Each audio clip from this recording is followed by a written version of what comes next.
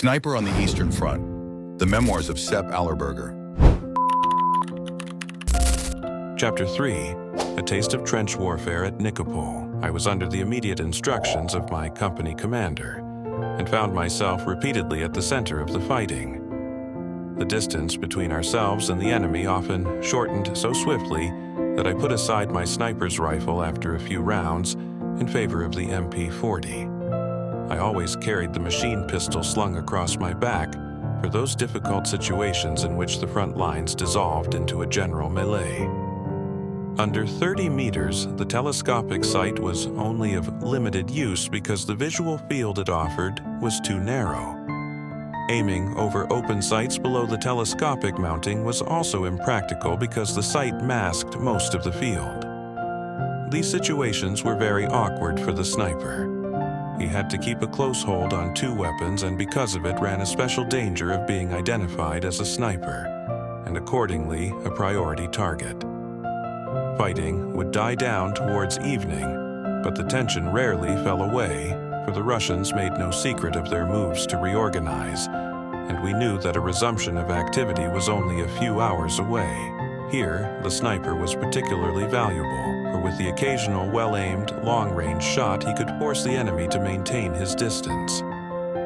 During the night of October 10, 1943, the Russians broke off their fire on our sector, and in a few minutes a suspicious lull occurred. The company commander used the situation to make a swift inspection of the trenches and gather reports. Jaeger, in a forward trench, reported unusual movements in the bushy terrain before them, and an 8-man veteran patrol was assembled. I accompanied them as an escort, creeping through the wasteland with great caution about 30 meters away on their flank. I carried my sniper's rifle. The patrol carried MPs and hand grenades. Their movement forward was through knee-high grass towards a spot which had been indicated as suspect. After about 300 meters, we heard the sound of muffled voices. At a signal from the platoon leader, I found myself a well-hidden lair amongst a clump of bushes, raised my rifle and surveyed the area through the sight. About 80 meters ahead, I could vaguely make out a depression like a small valley. The patrol worked forward on the edges of this depression, and when the patrol leader investigated below, he espied a battle group of about 100 Russian soldiers, old men and boys, probably under the leadership of an inexperienced political commissar. Anxious and uncertain, they were huddled together, chattering and smoking. The platoon sergeant crept back and used hand signs to explain his discovery. One slipped over to my position, informing me that despite being heavily outnumbered, at first light the platoon would make an attack. It was hoped that this would drive the surprised Russians instinctively towards the exit from the depression where I would be waiting to pick them off. To the east, the sky lightened slightly 2 hours later. Many of the Russians had fallen asleep, those on watch visibly not vigilant. At a signal from the platoon leader, each Jaeger took up 3 stick grenades and primed them. As if from nowhere, the 24 grenades exploded virtually simultaneously among the Red soldiers, who at once broke out in panic. Those who had not been seriously wounded ran blindly in all directions, firing into the darkness, which resulted in further casualties to their own side. The screams of the wounded rent the air. Calmly, the Jaeger aimed and fired their machine pistols into the leaderless rabble. As expected, the Russians slowed towards the exit to the depression and straight into the crosswires of my carbine. It was a routine massacre. Aim at the chest, quickly but smoothly, pull the trigger, repeat, aim, fire.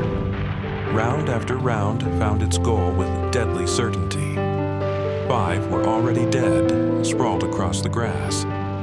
When the others hesitated, it gave me time to reload another clip. Before they could recover, the next 5 joined their comrades. The remainder turned back to be met by the MP fire and grenades of the patrol. It moved back and forth like this between the depression exit and the sink for several minutes before the butchery reached its conclusion. We had sustained no casualties or wounded. we left behind us a heap of mutilated bodies and the cries of the wounded and dying. Patrol and sniper vanished without a sound, like spirits of the mist in the gray light of early morning. This brave surprise raid, not without its share of luck, afforded our decimated company a few extra hours of deceptive peace. But at midday, the Russian counterblow hit us with undiminished force. With courage born of despair, we held out until evening. The Russians called it off at dusk, and shortly before midnight we learned that the Russians had finally broken through along another sector of the front and were assembling their forces to concentrate on widening and deepening the breach there. For our company, it meant salvation. We had become so weak that we would not have been able to withstand a single extra day of it. Hunger, exhaustion, wounds and infections had all taken their toll, and we needed rest desperately. For days, we had feasted on nothing but salted gherkins and apples discovered in Russian farm outhouses, and the toughest intestines were no match for this lethal mixture. Everybody had diarrhea. We were given a week to take a breather, sleep, clean ourselves and our apparel. Hygiene is an aspect of military good order that cannot be underestimated. During basic training and while in barracks, the Wehrmacht had regular and unannounced hygiene inspections, which included the genital region. These were carried out by a staff surgeon and several medic NCOs. In the dining hall, we paraded and stripped naked. The doctors were especially keen on detecting the earliest indications of sexual diseases, inflammations, and conditions caused by uncleanliness. To have unclean genitals was a disciplinary offense, and if an impending inspection was suspected, no effort was spared to bring the region involved up to scratch. In action, every opportunity had to be taken to maintain bodily hygiene, the alternative being a number of unpleasant medical conditions and tiny unwelcome visitors. On 21st October 1943, the Russians launched a fresh assault. Despite a number of successful holding actions and counterattacks, they gained territory. Throwing the main German battle line into chaotic disorder, contact was lost between units, and a highly unstable situation developed. For me, the picture was totally confused. In my dugout, in a mixture of fascination and fear, I watched two Red soldiers enter a neighboring trench, whose occupants had run out of ammunition. The first Russian fell when an entrenching tool split his head open, but the other proved himself a fantastic bayonet fighter. With cat-like agility, he parried every effort of the 6th Jaeger to put him down. In the wild melee, I was never able to obtain a clear enough view of the Russian soldier to shoot him. I witnessed how one after another he disposed of his opponents. He was a veteran whose single-minded determination brought him success, and their combined efforts were insufficient to overwhelm him. They seemed to lack conviction and offered individual and not coordinated resistance to the intruder. It seemed almost as if they went to their doom spellbound. The last survivor put up the best struggle, and this gave me the opportunity to shoot. As the Russian lunged with the final deadly thrust, his face passed momentarily into the crosswires and I fired.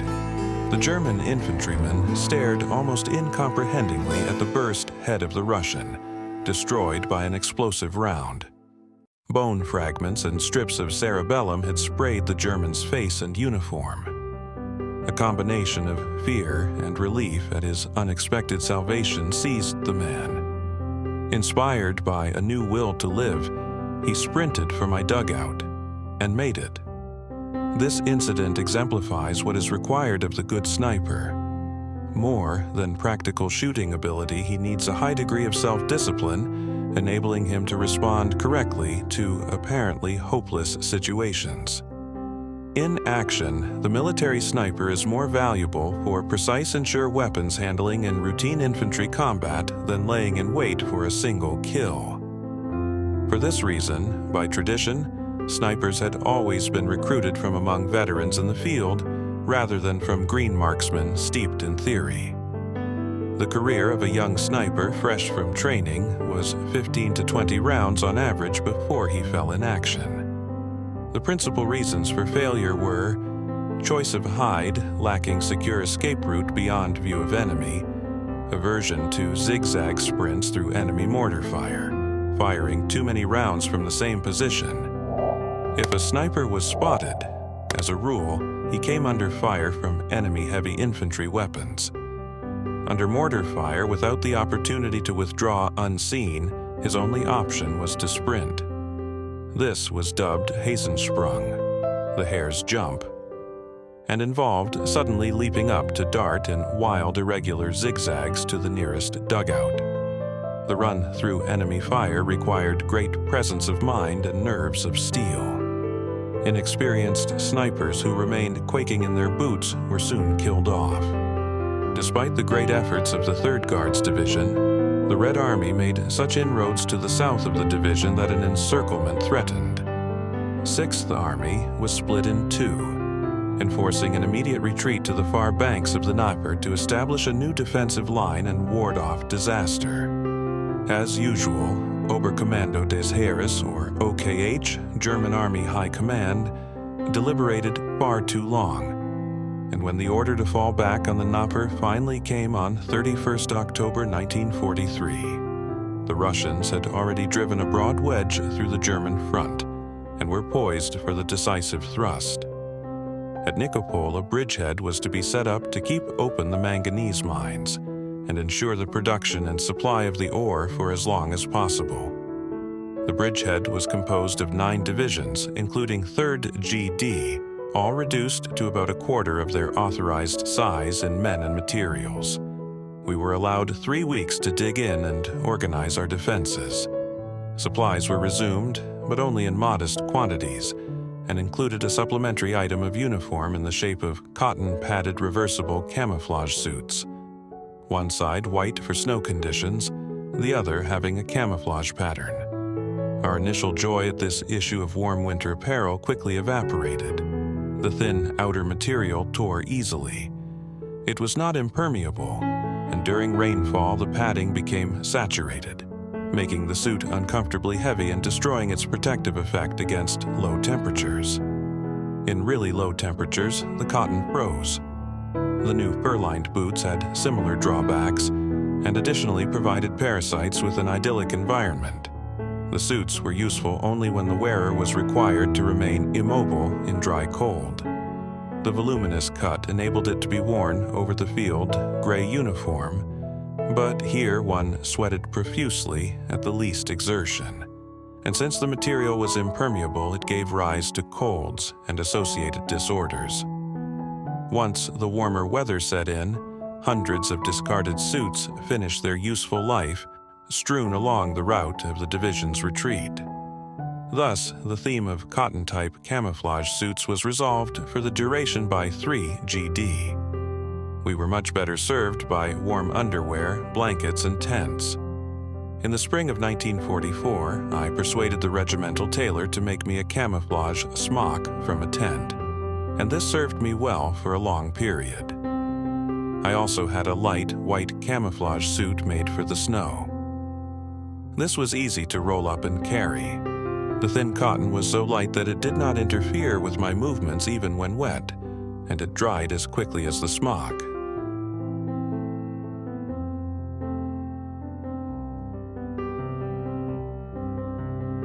The enemy's activity at this juncture was limited to surprise raids and sniper fire. I went out hunting daily, the occasional deadly round disquieting the Russian lines. For this purpose, I used the burnt-out ruin of a T-34 in no man's land as a safe hide. At daybreak, I slid below the vehicle body, which afforded me excellent protection. I could observe and fire on the Russian trenches through a hole in the tracks. Contrary to practice, I used this position for 4 days and fired 5 rounds. The Russians had no heavy weapons, and I felt absolutely safe beneath the wreck of the steel colossus. The enemy became extremely cautious, and since it was becoming more difficult for me to find a target, on the 5th day I took an observer with me. the choice fell on Balduin Moser, a Tyrolean, whom I had befriended several weeks before. As we set out before dawn that morning for my armored hideout, we had no foreboding of what lay in store for us. My error had been to fire from that secure position too often, and the Russians had identified it as my location on the grounds that there was nothing else remotely likely in the neighborhood. Up to this point, the Soviets had not stationed any artillery in this sector and had been defenseless against me. However, in response to their discovery, they had called on a sniper of their own to nail me. He was now lying in wait for his opportunity. The morning sun glinted as it rose above the eastern horizon and threw its first rays across the barren steppe.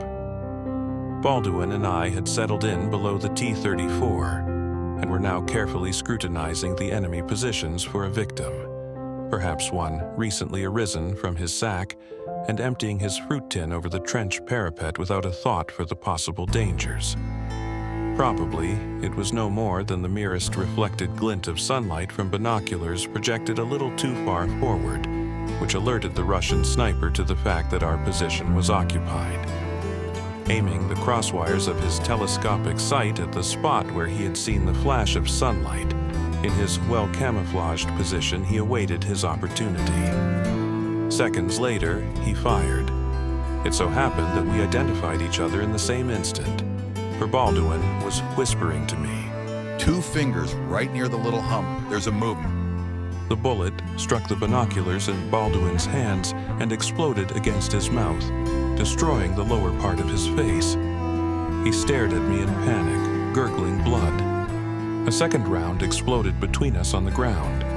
I dived for the darkest corner and pulled Balduin towards me by the ankles. We were stuck here until nightfall. Any attempt to leave our hiding place would mean certain death at the hands of this sniper. As for my wounded friend, I was completely helpless. This was not a case for a first aid dressing or tourniquet, but the soonest possible professional help from a surgeon. The remains of Balduin's tongue had swollen to the size of a child's ball and was blocking the airway. My attempt to force the tongue to one side caused him to retch and made breathing more difficult. Only a tube or a tracheotomy could save him now. I resigned myself to watching him die. Breathing gradually became more difficult to him, and eventually he drowned in his own blood. At the end, he gave me one last sad look, offered me a final handshake, and then died in my arms.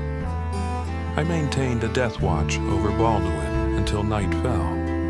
When it was quite dark, I pulled the body out from below the tank and carried my friend back to the trenches, made a brief report to the company commander, and handed him Balduin's identity tags. Next morning, we dug the grave. In the treeless steppe, there was no wood for a cross, and so, after the interment, his steel helmet was laid on the mound.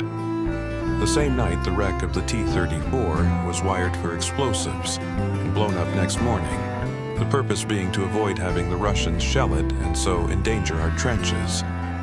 A few days later, the next Russian offensive swept forward and obliterated the last resting place of Balduin Moser. On the 20th of November, 1943, the Russians attacked on a modest scale, which presented no problem for the defenders. Nevertheless, they had to be watched closely, and casualties weakened our fighting strength. On the night of 25th November, they concentrated especially on the sector defended by 3rd GD, throwing forward 200 tanks and several regiments of infantry. GJR 144 was faced by 50 tanks. We were roused from sleep at 5 that morning by an artillery barrage of 1 hour's duration. We had no anti-tank weapons to hold off 2 armored brigades and infantry riding on the tank holes. The tanks rolled across the GJR 144 lines, and once behind us, the infantry disembarked, quickly knocking out battalion and company headquarters and rear supply areas. The second wave consisted of flamethrower tanks. The smell of burning and scorched flesh and the infernal screaming of the suffering was a terrible, demoralizing factor. Our command structure broke down, and each unit fought for itself down to the last bayonet and knife. For hundreds of Jaeger, death came in the cruelest circumstances. No prisoners were taken, and the wounded were treated with the utter barbarity one had come to expect of the Russians. One could accept the artillery barrage as a kind of natural cataclysm to which one was exposed and helpless. But the steady creaking, mechanical approach of the deadly tank force, accompanied by the blast of countless enemy mortars, chilled the heart of the bravest, and the impulse to turn and run was difficult to resist. As the tanks approached, through binoculars, I had carefully scrutinized the infantry riding the hulls in an effort to identify the commander, either by his clothing or weapons. Only when the Russians were within 100 meters did we receive the order to fire. At once, I fired at as many tanks as possible. Veteran Soviet soldiers would recognize the danger at once, jump down and seek cover behind the vehicle. This had the effect of slowing down the attack. Those who remained sitting where they were got a fatal bullet for their trouble. The last act was always to fire into the reserve fuel tank at the rear of the T-34. With any luck, the fuel would spill through the ventilation slots into the engine where it would frequently ignite. This fire would stop the tank in its tracks, so to speak. We were shooting for our very lives, but no matter how enormous their casualties, this Russian wave was going to break through, for we had too few anti-tank guns and light mortars. The distance soon reduced to the point where we could see their faces. Confronted by a withering fire from our trenches, the Russian foot soldiers held back a wary 100 meters while 20 T-34s rolled ever closer with a menacing growl. We prepared the few hollow charges we had. Our other anti-tank weapon was stick grenades in tied bundles. Placed in a tank's wheels, they would often blow the track apart, thus rendering the vehicle unmaneuverable. Unfortunately, these defensive measures required the infantrymen to be in the closest of contact with the T-34, a procedure that called for a high degree of commitment and bravery. When a tank got to within 10 meters of our lines, its field of fire was masked and presented the defenders with the opportunity to approach.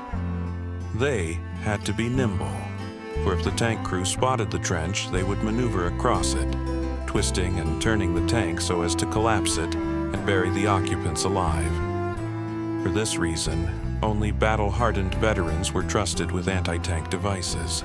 As the Russian tanks passed the critical distance, our selected Jaegers snaked towards them on their bellies, sprang up and attempted to place the charge against the turret, engines, or in the wheels. Only a few made it that far, however, for the Russian infantry spared no effort to thwart them in the endeavor.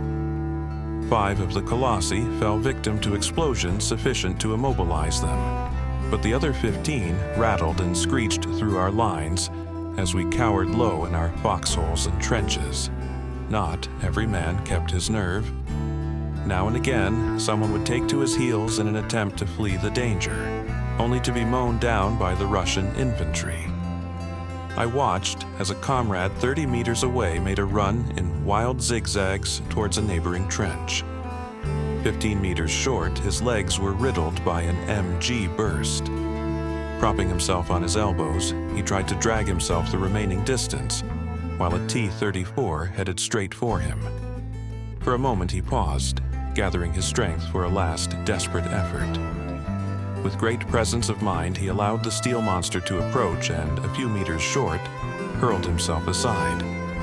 Either by grim mischance or due to the alert reactions of the tank driver, the vehicle changed course abruptly.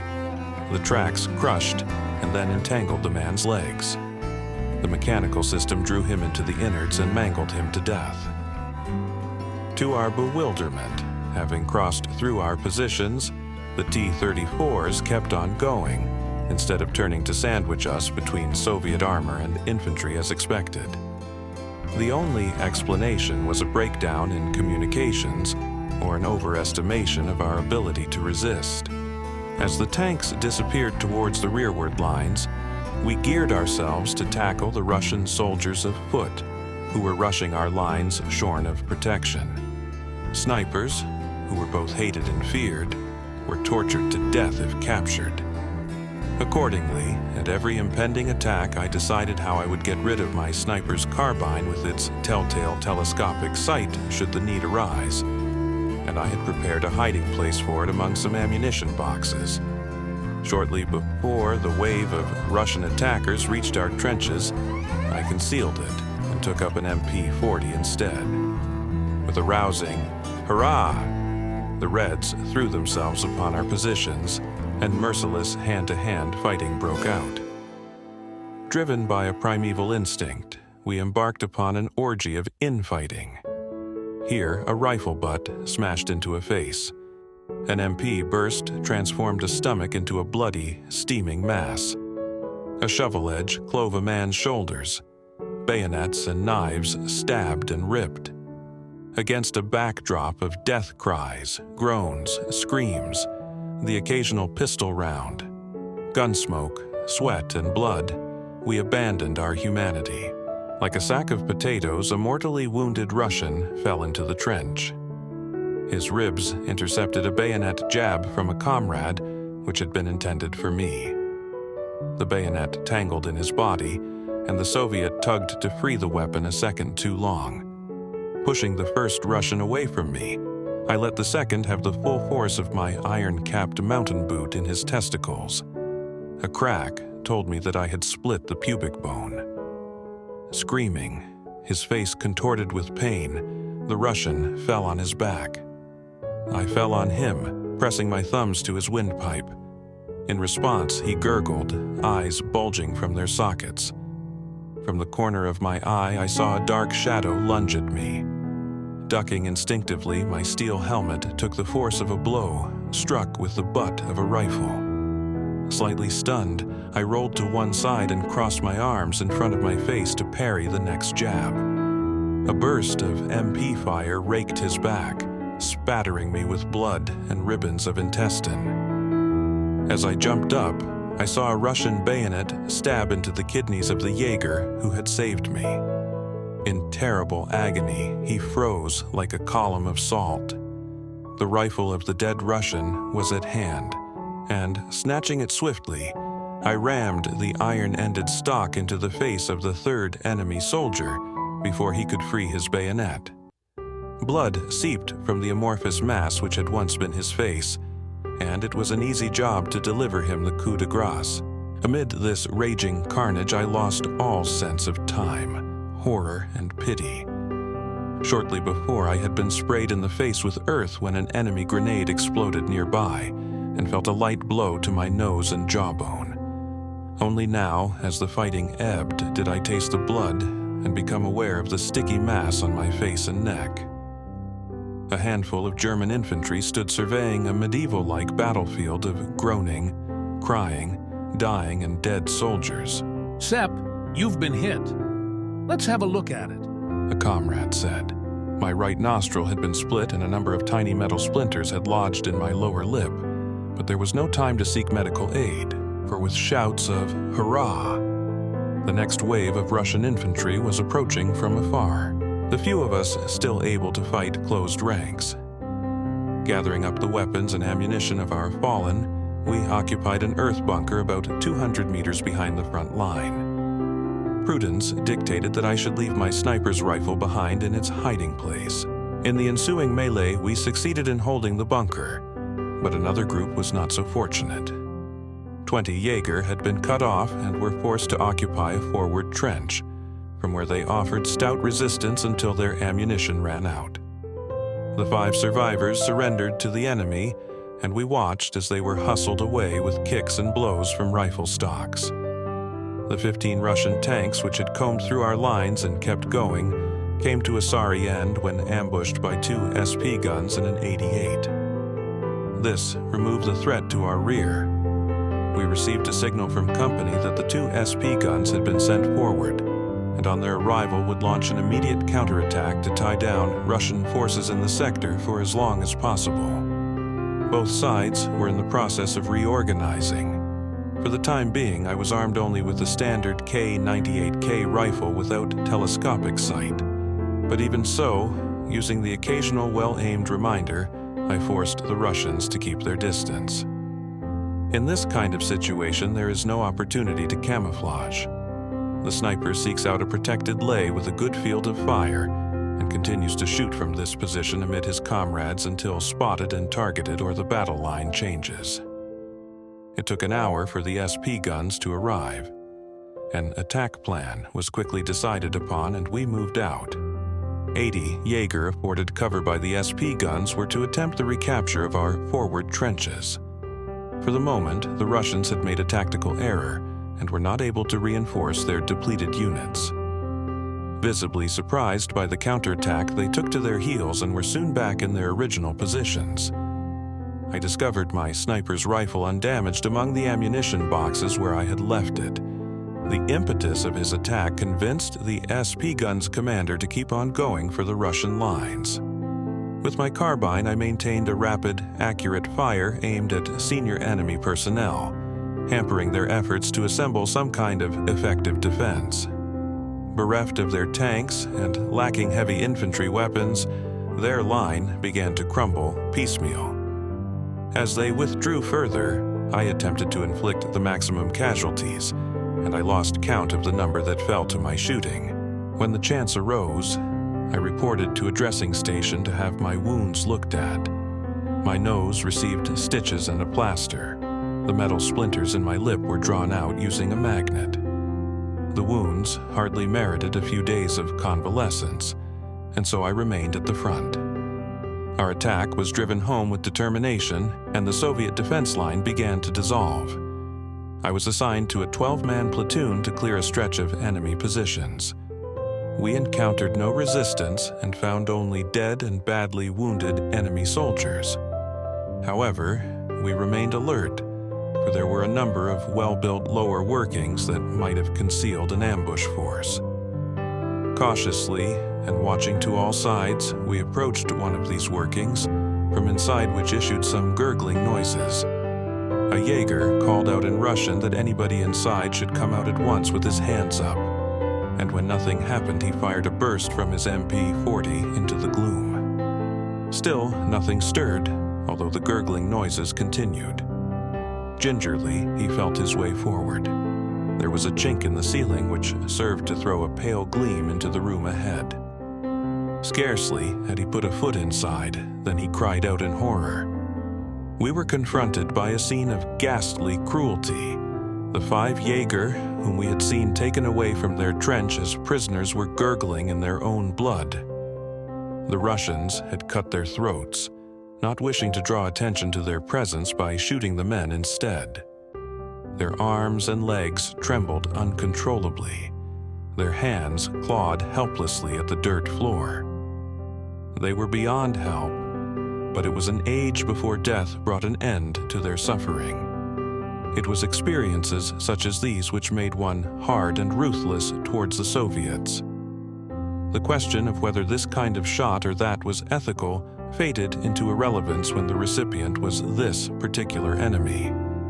Within me, at least, they sowed the seed of a hatred for all of them without exception, and I vowed that I would never spare a single one of them if I had the chance to shoot. It was a phenomenon shared by both sides. Everybody legitimized his behavior and revenge. My comrades were none too fussy in this regard. A Russian sergeant who had been left behind because of a leg injury became the scapegoat for the 5 murdered German infantrymen. They required of him information about positions and assembly points, attack plans, and so forth. It was irrelevant to them that the man obviously had very little knowledge regarding such matters. It was simply an excuse to exact revenge. In any case, his replies to the lieutenant and assistants to the Inquisition were not satisfactory, even though the occasional punch in the face was thought likely to loosen his tongue a fraction. Even if he knew everything and had spilt the beans, it would still not have been enough. Another excuse would have been found. The brutality of the interrogation escalated. Finally, one of the assistants decided that sharpened matchsticks should be driven below the fingernails of the prisoner to make him talk, and the screams of pain this induced seemed to egg on the torturers. It was a veteran warrant officer who put an end to the scene, saying, Enough of this shit. You're as bad as Ivan. He took his .08 from its holster and shot the Russian in the back of the head. A silence fell, and the Inquisition at last came to its senses. The lieutenant made no protest at the disrespect shown to his rank. The shot seemed to bring him out of a trance.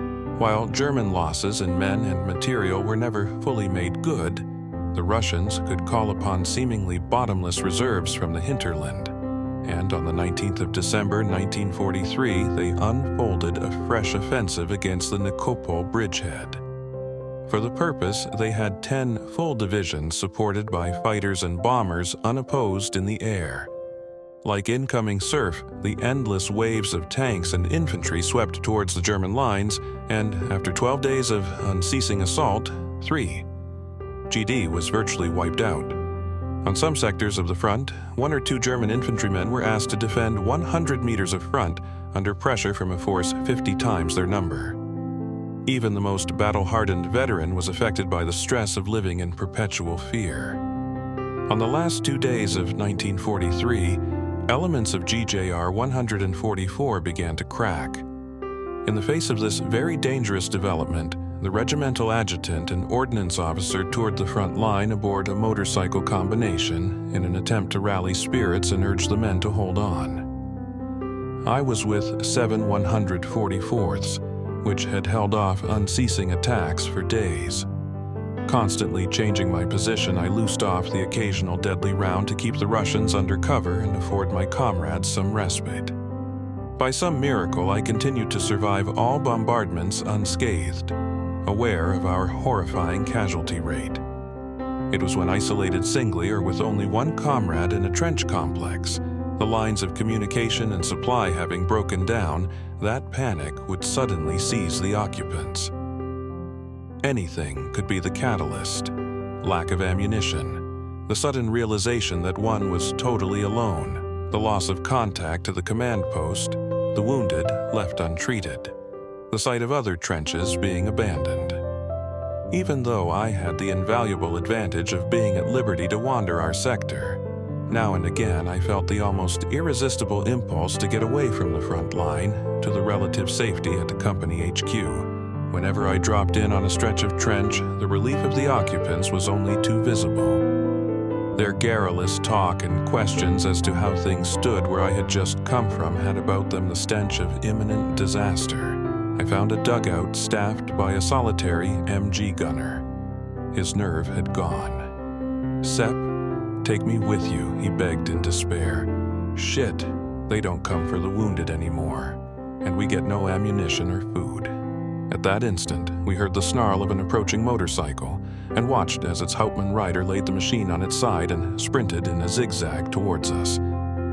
His arrival coincided with the decision of 5 men in a neighboring trench to give up and head for the rear. Realizing at once that if not nipped in the bud, it could start an avalanche, he tore free the MP-40 slung round his neck and fired a burst over their heads. The group paused and turned to stare at the officer. They seemed thunderstruck. Suddenly, one of the group raised his rifle and fired, the bullet narrowly missing the captain, who retaliated by aiming his machine pistol at the rebel, lining him up in its sights. "Weapons down and back in the trench, you scum!" he bawled. The men came to their senses. The officer lowered the MP-40 but kept it ready. As he strode up to the 5, a Russian mortar bombardment began, forcing everybody low. The officer was in the vacant trench before its former occupants made their scrambled return. 10 minutes later, filthy and exhausted, he arrived at my side as a salvo of light mortars sighed overhead. The 3 of us, the captain, the MG gunner and I, watched as they fell long, exploding into the ground, where they threw up a great spray of earth. A few seconds later, clumps of turf pattered down around us. The captain exuded a certain confidence which told me that he knew something. "Men, don't do anything stupid, just hold out, all is in hand," he assured us, ducking his head as more mortars swept overhead. "The Russians can't keep up this pressure. So far, everyone has held his position in the most exemplary manner. We are in the process of constructing a new defensive line and will soon fall back in good order. The lines of communication will be restored later today. Just hold on. I am relying on you." With that, and always keeping to cover, he scrambled for the next trench, leaving behind the present of a box of chocolate bars, which we devoured greedily. A half hour later, I changed my position. It was amazing to witness the effect of the staff officer's visit. The German infantrymen held firm. A potentially disastrous and deadly panic had been averted, and the front remained stable. Of course, not all men could take the stress, and many reported to the field hospital with self-inflicted wounds or feigned illnesses. It was an art in which a number of men specialized, imparting their secret knowledge of techniques only to a select few. I found out that eating Nivea cream brought about symptoms identical to yellow jaundice. To avoid powdered traces and burns at the edges of self-inflicted wounds to hand or foot, the round had to be fired through a loaf of black bread. Feigned illness became prevalent before major offensives, under battle stress of long duration, or where general environmental conditions were bad. Even officers and NCOs could succumb in this way, and occasionally segments of the front were left unattended after more senior ranks abandoned their charge, leaving subordinates in the lurch. Surprised by the degree of bitter resistance they encountered, the Russians finally gave it up as a bad job and transferred the bulk of their force to the northeast, reinforcing an offensive that held out more promise. German reconnaissance had been on the alert for such indications, and the change in objective was quickly spotted. At last, the survivors of 7./144 could be withdrawn to the rearward assembly area, acknowledging with satisfaction that Herr Hauptmann had stated the truth when he forecast that a new defensive line had been set up. In temporary safety, we lay strewn on the floor of the earth bunker in utter exhaustion when a medics sergeant aroused us from our stupor. "Men, here's ink for your fountain pens." He proclaimed as he passed from one man to another, distributing small glass vials of tablets under the label Pervitin. These were methamphetamines, which suppressed hunger and the desire to sleep, increased psychic resistance, and induced a slight euphoria. Just what the doctor ordered. "When you feel run down," he explained, as though he were addressing a bunch of the over 50s. "just pop one of your pills and your inner motor will run a little better. But a word to the wise, don't overdose or you will flake out quicker than you can say peep, and that's the last thing we want, isn't it?" Evidently, these pills were the priority, for only after he had finished the distribution and pep talk did he turn his attention to the wounded being brought in. After a few hours comatose sleep, we were shaken awake and ordered to take a pill. Afterwards, we were served hot coffee and a couple of slugs of schnapps.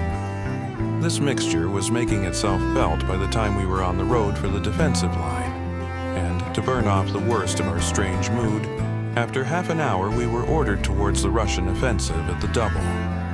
The men of an infantry division were in urgent need of support, and 7/144th was going to provide it. The only thing was, it meant that we had a very long march ahead of us.